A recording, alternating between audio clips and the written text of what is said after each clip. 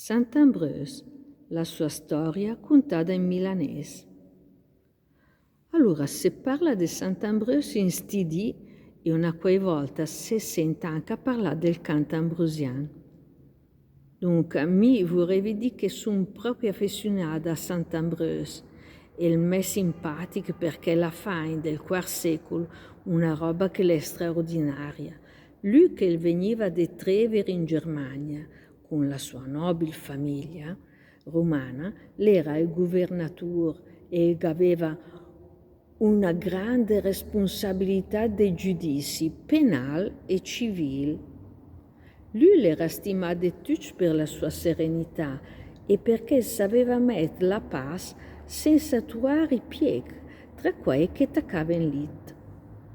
Il storico Paolino, che era il suo biografo, conta su che alla morte del vescovo Ariano Aussensio, i milanesi erano in lotta per scernifere un altro vescovo e i cattolici volevano che si cambiasse aria dagli ariani e che fosse un cattolico. Ambrogio, che era il governatore, l'ha cercato di mettere pace fra i due fazioni e le andò davanti alla chiesa dove erano tutti e intanto che era lì per parlare si sente un figlio che il vusa: Ambrogio, vescovo! E allora tutti, ma proprio tutti, ariani e cattolici insieme, senza far fulcit, si mettono a fare festa a lui e in tutti d'accordo. In sci c'è un canto ambrosiano che dice: Vox infantis sonuit, Dignus Ambrosius,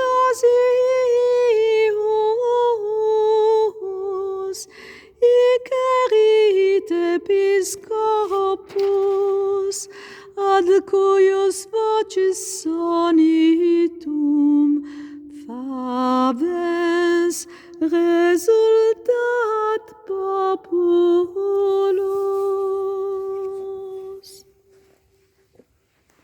Ma lui, il voleva minga andare a fare il vescovo, l'erano anche mo battezzare per scappare via, e il ciappa il sosnin, la betta, e di notte il va via, in della nebbia, e il trotta per tutta la notte, ma quando torna la luce, lui l'era mo in de stesso posto, de dove l'era partito.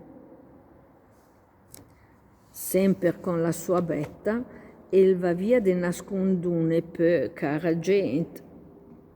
Dopo un po' di strada, lei la si vede più muovere, la si blocca me fanno asin e lui il dice: cosa te vede che fa adesso?